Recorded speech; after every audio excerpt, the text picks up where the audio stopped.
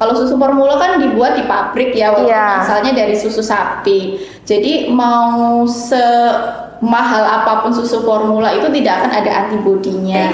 Kalau posisi yang baik itu, jadi si bayi itu harus menghadap ibu. Menghadap ibu, oke, posisinya harus menghadap ibu. Kemudian satu garis lurus. Satu garis lurus dilihat dari mana? Dari bahu. Dari bahu sama telinga. Oh, nggak boleh kayak gitu.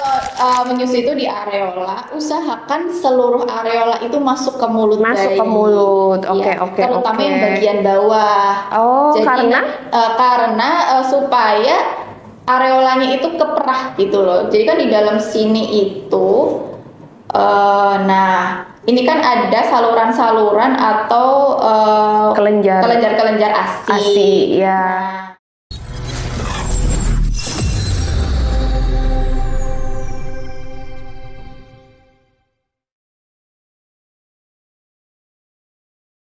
Hai, ketemu lagi dengan saya Ocha di Obseria, obrolan seru dan ceria.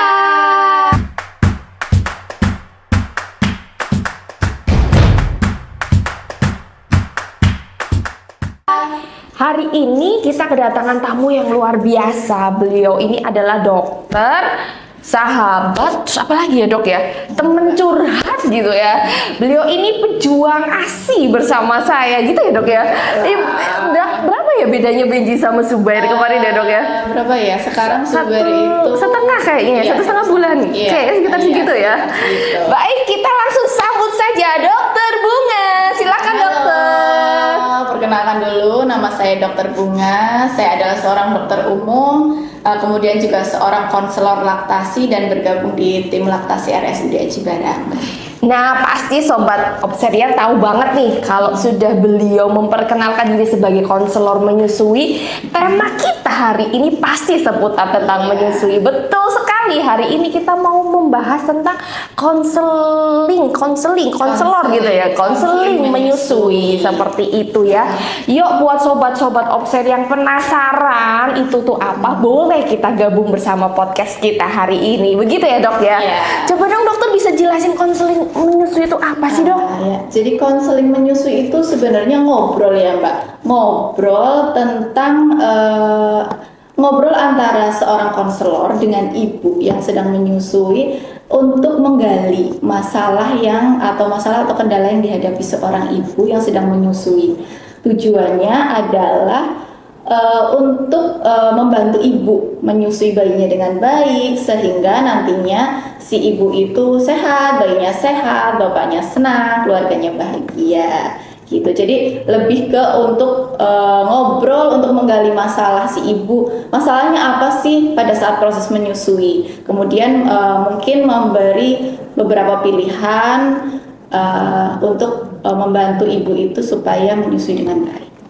Oh begitu ya dok ya. Berarti selama dokter melakukan konseling menyusui itu biasanya masalahnya apa aja sih dok? Ibu-ibu yang ini masalahnya itu sebenarnya kalau proses menyusuinya itu sendiri kan proses alami ya. Iya. Kebanyakan perempuan itu pasti kepingin menyusui bayinya. Iya pasti dok. Cuman karena proses alami itu kadang-kadang dianggapnya gampang, nanti juga bisa sendiri. Jadi ibu-ibu itu kurang mempersiapkan pengetahuan tentang bagaimana sih cara menyusui yang baik. Kadang-kadang ibu itu malah lebih sibuk mempersiapkan beli baju, beli botol.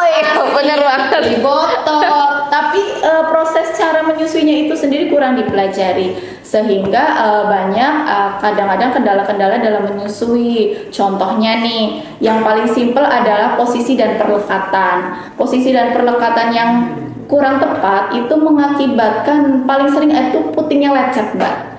Putingnya lecet, kemudian nanti asinya tersumbat. Kadang-kadang hal-hal tersebut itu membuat ibu itu nyerah. Baru hari pertama, hari kedua, hari ketiga udah nyerah, pengen ngasih susu formula. Kadang-kadang kurang pengetahuannya ibu juga tentang kalau awal-awal itu kan asi masih sedikit ya mbak. Betul. Terus bayinya rewel, dikiranya asinya sedikit kurang gitu ya dok. Ya. Jadinya udah buru-buru kepengen kasih susu formula, dan itulah yang membuat jadi ibu berhenti menyusui, kemudian proses menyusuinya tidak lancar dan banyak kendala atau masalah. Oh, berarti ini ya dok, harus ditekankan bahwa ASI itu bagus gitu ya dok ya? Iya. Emang ASI itu kandungannya apa sih dok? Memang itu nutrisi paling bagus gitu buat bayi, bukan susu formula dok? Iya, jadi ASI itu kan air susu ibu. Iya. Jadi air susu ibu manusia. Oh, jadi iya. Allah itu, Tuhan itu menciptakan air susu itu sesuai dengan kebutuhan. Jadi kebutuhannya manusia ya dari ibu manusia. Oh, gitu ya, dok, ya? Dari air susu ibu. Kalau air susu sapi ya baiknya adalah untuk bayi sapi. Oh, gitu. Jadi dibuat sespesifik itu. Jadi air susu ibu itu begitu mudah dicerna oleh bayi, kemudian nutrisinya juga yang paling baik bagi bayi. Makanya kemudian antibodinya juga yang terbaik untuk bayi. Makanya air susu ibu itu adalah ya nutrisi yang paling baik untuk bayi, karena ya dibuat sespesifik itu oleh Tuhan. Kemudian manfaat ASI yang lain juga banyak. Salah satunya dia mengandung antibodi. Kalau susu formula kan dibuat di pabrik ya, walaupun asalnya dari susu sapi. Jadi mau semahal apapun susu formula itu tidak akan ada antibodinya.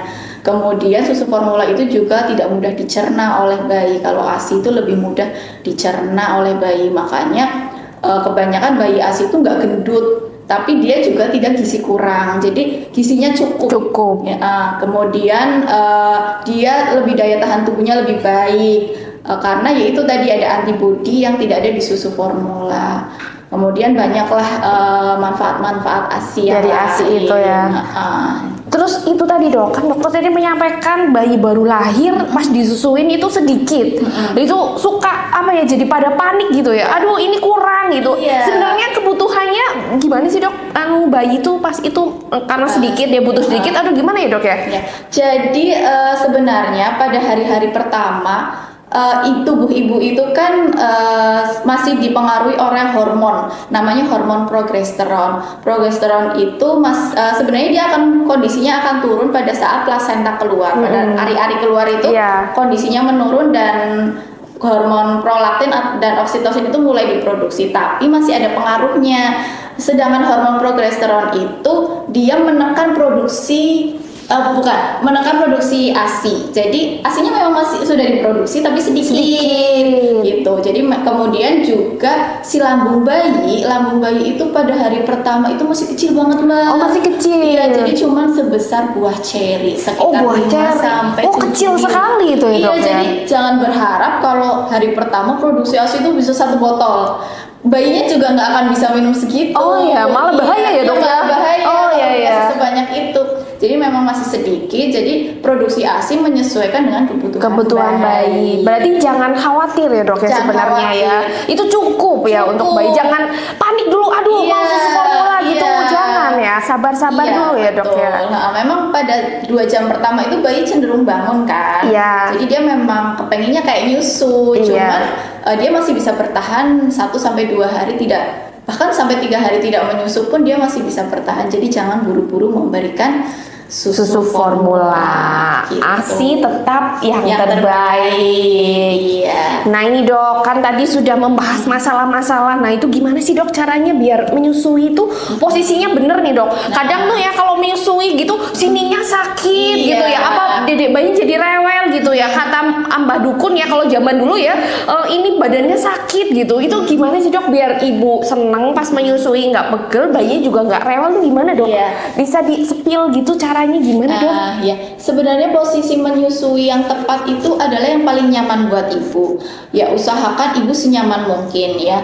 Posisinya kalau bisa bersandar, jangan bungkuk gini ya. Kadang-kadang kan bungkuk, kemudian kakinya gantung. Posisikanlah bersandar si ibu di sanggah bantal biar nyaman, di tempat tidur atau di sofa. Kemudian untuk posisi bayi itu posisinya harus tepat ya. Jadi supaya si bayinya nyaman, nggak rewel. Ini ada boneka ya. Oh ya boneka ya. Sedikit mencontohkan ya. Bahaya nanti kalau Zubair kesini mintanya lain soalnya. Biar udah besar, Oh, iya. macam-macam. Oh, iya. Baik. Jadi kalau posisi yang baik itu, jadi si bayi itu harus menghadap ibu. Menghadap ibu, Iya, oke posisinya. harus menghadap ibu, kemudian apa namanya, satu garis lurus. Satu garis lurus dilihat dari mana? Dari bahu. Bahu. Dari bahu sama telinga. Telinga. Oh, nggak boleh kayak gini ya dok? Iya, Nengok jadi gitu, aduh jangan lehernya posisinya sakit ya. menghadap ke atas, kepalanya yang ditengok. Aduh, itu yang bikin rewel Iya, jadinya karena pegel. Oke. posisinya sakit si ade ya. Jadi menghadap ke ibu, Posisi satu garis lurus. kemudian ditopang ya, jangan gantung, ditopang bahunya biar adiknya nyaman. Kemudian ya udah dekat, nggak ada penghalang. Kalau misalnya kadang kan di bedong ada bantal. Iya, betul. jauh, kan Iya, nggak betul. nyaman, ya. Jadi ini didekap lah. Didekap, Iya, itu iya. posisi yang paling nyaman untuk bayi dan ibu gitu Mbak. Oh begitu. Terus posisi itu gimana Untuk dok? perlekatan, Iya, ya. perlekatannya. Perlekatan itu mempengaruhi produksi ASI, Iya. ya, memaksimalkan produksi ASI. Perlekatan yang baik ada singkatannya Mbak. Oh, ada singkatannya. Iya. Apa itu, Dok? Amubida.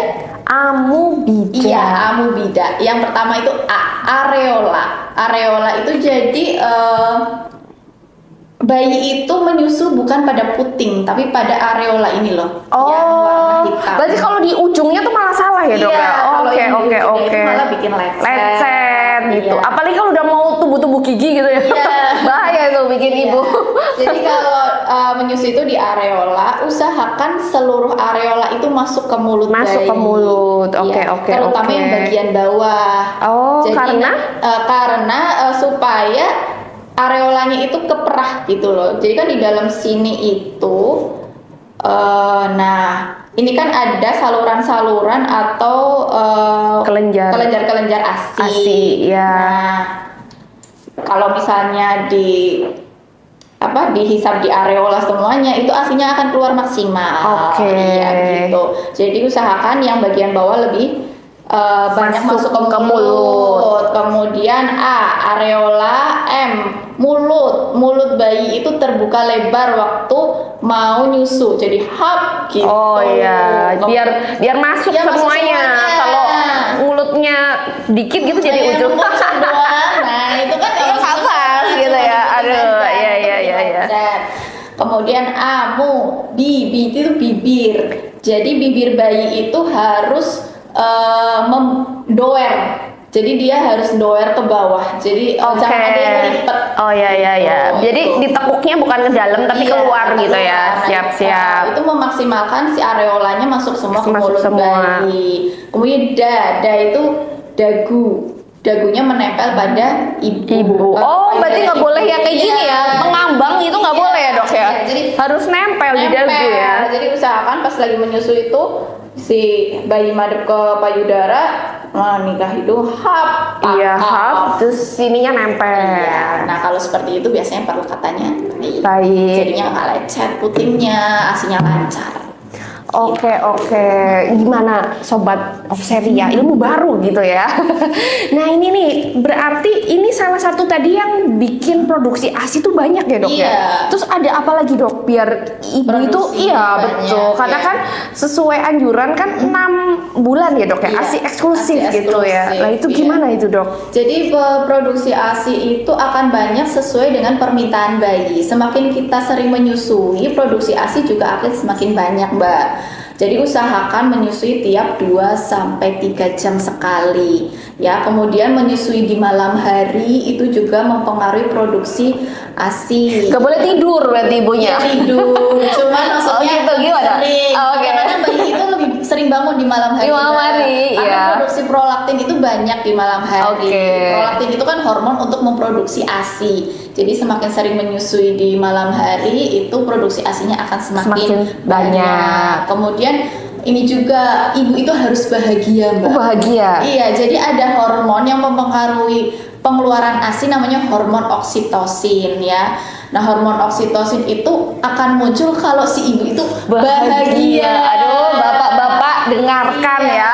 Harus buat si ibu bahagia. Ya, caranya gimana? Iya, Dibantu, Mbak. Oh, dibantu. Jadi jangan ngurus ibu sih, ngurusin bayinya sendiri, dibantuin ganti popoknya, gitu. Kirain dipijetin, dibantuin ngurusin kakaknya si adik, dibantuin ngurusin kerjaan rumah, jadi ibunya nyaman, tenang, bahagia, begitu. Oh begitu, maka produksinya akan banyak ya dok ya.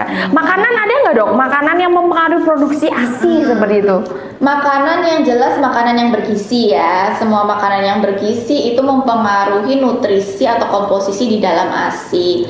Ada beberapa makanan yang dianjurkan. Kalau bahasa kita sebagai konselor namanya galactogog. Dia memicu produksi prolaktin ya. Contohnya misalnya kalau daun katuk, kalau Daun di masyarakat katuk. itu, kemudian kacang-kacangan. Iya, katanya bikin buket gitu ya, kayak kata mbah-mbah. Cuma sebenarnya itu sesuai kepercayaan. Intinya kalau ibunya bahagia dengan minum itu, misalnya minum susu kedelai gitu, terus makan daun katuk, ya oke. Tapi kalau misalnya maaf bahasanya blenger, Iya. terus jadi bete, malah jadi nggak Malah bahagia, nggak bahagia, ya, itu nanti bikin hormon turun. oksitosinnya nggak keluar, malah turun. Oke dok, itu tadi produksinya ya dok Iya. ya. Terus ada dari keluarga atau suami atau apa ya support system gitu yang mempengaruhi Iya. si ibu nggak? Iya, itu sangat mempengaruhi. Dukungan keluarga itu kan bikin ibu percaya diri, semangat untuk menyusui, bahagia tadi. Itu akan mempengaruhi sekali produksi ASI karena ya tadi itu akan mempengaruhi terpicunya hormon oksitosin. Jadi itu sangat mempengaruhi. Kemudian tenaga kesehatan yang membantu ya, dengan ibu mengetahui bagaimana sih cara menyusui, apa manfaat ASI, kan ibu jadi lebih semangat Iya, ya, betul. Mbak. Jadi lebih semangat, jadi produksi ASI pun juga Semakin banyak begitu ya dok ya. Nah ini tadi kan sudah ya, kalau misalnya orang bekerja kan tadi kata dokter 2-3 jam tuh harus menyusui lah. Terus kalau bekerja meninggalkan rumah lama terus gimana ya dok ya? Jadi untuk ibu bekerja, kalau terpisah dari bayi karena bekerja ya berarti harus diperahkan, harus dikeluarkan ASINya setiap 2-3 jam. Tujuannya apa? Untuk mempertahankan produksi ASI. Karena kan tadi produksi ASI itu dipengaruhi oleh kebutuhan bayi. Kalau misalnya sering dikeluarkan, otak si ibu itu seolah-olah persepsinya si bayi masih butuh ASI gitu, jadinya ASI pun akan terus diproduksi. Kalau kita jarang mompa, dianggapnya oleh otak si ibu itu si bayi udah nggak perlu butuh. nih ASI, Oke. jadinya tidak diproduksi lah ASI, akhirnya produksi ASINya akan menurun. Jadi ini ya, nggak ada beda ya dok. Kalau di rumah ada bayinya langsung disusui. Iya. Di bekerja nggak ada bayinya pun bisa, tapi Bisa, diperah. Yang diperah. penting 2-3 jam itu Iya, tetap tetap dikeluarkan dikeluarkan, ASINya dikeluarkan, gitu ya. iya. Oke dok. Ini mungkin pertanyaan terakhir nih dok. Iya, iya. Ini dokter mau menyampaikan kepada sobat-sobat Seria, para pejuang ASI di sana, apa sih dari konseling menyusui ini yang mau disampaikan dok? Ya, jadi untuk para ibu sebaiknya kalau pada saat hamil kemudian nanti mau menyusui bayinya, persiapkanlah diri dengan baik. Usahakan tambah pengetahuan tentang menyusui, tentang cara menyusui. Kalau perlu konsultasi dengan konselor menyusui. Di RSUD Aji Barang sudah ada ya konselor menyusui di sini di setiap ruangan, dan kalau misalnya melahirkan di sini pun juga pasti akan didampingi untuk menyusui, diajarkan cara menyusui pada saat masa perawatan, didampingi untuk inisiasi menyusui dini. Jadi jangan terlalu banyak mempersiapkan alat-alatnya, lebih ke pengetahuannya supaya kendala sama masalah menyusui itu tidak ada gitu lah ya, berkurang gitu. Oke dokter, terima kasih ini kedatangannya. Sungguh ini ilmu baru ya yang dibagi untuk kita semua ya. Saya yakin para sobat-sobat Opseria semakin ini mempersiapkan diri ketika akan memiliki dedek bayi gitu ya, biar bisa lancar gitu produksinya, lancar menyusui, bahkan ASI eksklusif sampai ke 2 tahun gitu ya dok ya. Baik, demikian obrolan seru kita pagi hari ini. Kita akan bertemu dengan tema-tema dari Opseria yang tentunya lebih seru dan lebih menarik lagi. Sampai jumpa lagi, salam ceria.